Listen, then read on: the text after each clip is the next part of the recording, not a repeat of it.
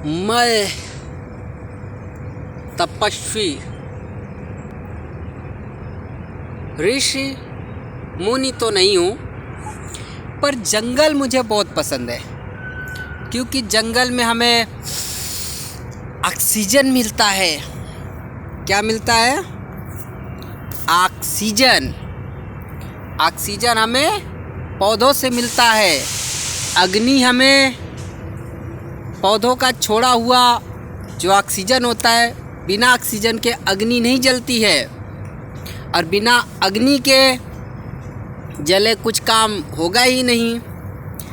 जब इंसान कुछ खाता है ना, तो कोई भी चीज़ हो, उसके अंदर अगर कोई पोषक तत्व तो निकालना है, जैसे पानी हो, दूध हो, कोई भी चीज़ हो, अगर उसके अंदर से पोषक तत्व तो निकालना है तो उसको गर्म करना पड़ता है। बिना गर्म किए उसमें से पोषक तत्व तो नहीं निकाला जा सकता। तो पोषक तत्व निकालने के लिए जो गर्मी है वो अग्नि चाहिए। अग्नि कहाँ से मिलेगा? पौधों से मिलेगा। और पौधे कहाँ मिलेंगे? जहाँ पौधे लगाओगे, जंगल करोगे, वहीं पे पौधे मिलेंगे। और पौधे हमें फल भी देते हैं, ऑक्सीजन भी देते हैं। तो कोशिश किया करिए कि आप ऑक्सीजन के पास रहिए, और जितना ऑक्सीजन शरीर के में रहेगा उतना ही ज़्यादा उसका पाचन तत्व शरीर फिट रहेगा। और खाने के लिए आप प्रोटीन का प्रयोग करिए। प्रोटीन कहाँ मिलेगा? तो प्रोटीन आपको मछली में मिलेगा, चने में मिलेगा। चना और गुड़ खाइए, सेहतमंद रहिए, लंबी आयु जिए।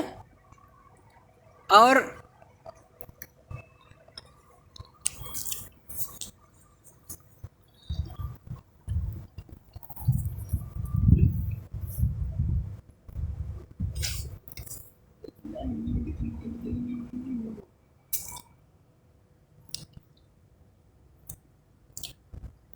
सुबह सुबह चना और थोड़ा गुड़,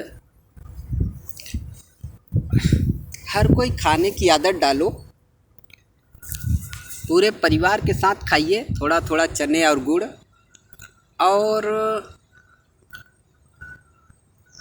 गुड़ और चना, आप हलवा भी खा सकते हो, गुड़ चना भी खा सकते हो, और थोड़ी बहुत योग ध्यान भी कर सकते हो। चना खाने के लिए क्या है कि शाम को भिगो दो, सुबह उठो तो उसको आराम से छान करके थोड़ा गुड़ लो, खा लो। पूरे शरीर में सबसे ज़रूरी होता है कि पोषक तत्व कैसे मिले। तो आप जो भी कुछ खा रहे हो, आपको पता होना चाहिए कि हमने इसमें पैसा दिया है, समय दिया है, और यह हमारे इस शरीर के अंदर इसको प्रवेश कराना है। तो उसमें क्या क्वालिटी है, क्या गुणवत्ता है, उसका थोड़ा सा ध्यान करिए। और पौधों से आप लगाव करिए, पौधों के पास रहिए। अगर आप पक्का घर करते हो तो भी नीम और बम्बूल वगैरह नीम आम लगाइए, आंवला लगाइए।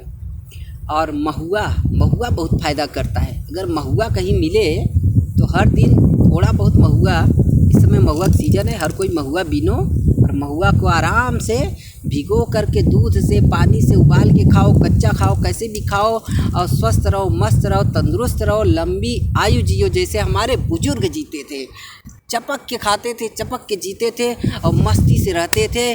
और कुश्ती तो बुढ़ापे में भी अच्छे को पटक देते थे।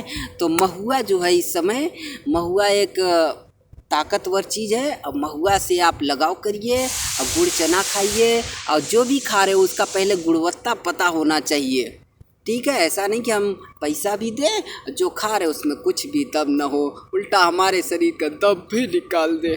तो वैसा काम करने से बचिए। और सबको नमस्ते करिए, प्यार से मिलिए,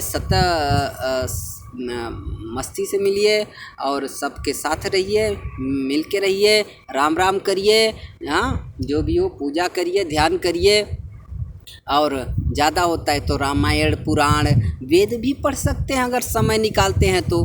हाँ, वो आपका मन है, क्योंकि हर घर में वेद, पुराण, रामायण रखेंगे तो कितनी अच्छी बात है। क्योंकि आपको जो कुछ है, अब आपका घर ही सबसे बड़ा विद्यालय है। होमवर्क के साथ ही थोड़ा सा थोड़ा सा अपना ये वेद पुराण वगैरह जो भी कुछ आपको पढ़ने की इच्छा हो, अपने बच्चों को पढ़ाना हो या कहानियाँ सुनना हो, तो उसमें बहुत सारी चीज़ें हैं। अगर आप मोबाइल से थक गए हो, टीवी से पक गए हो, तो वेद शास्त्रों में भी थोड़ा सा आप देख सकते हो। ऑनलाइन भी मिलता है, दुकान पे जाके भी ले सकते हो, और पढ़ोगे तभी तो किसी को कुछ बताओगे।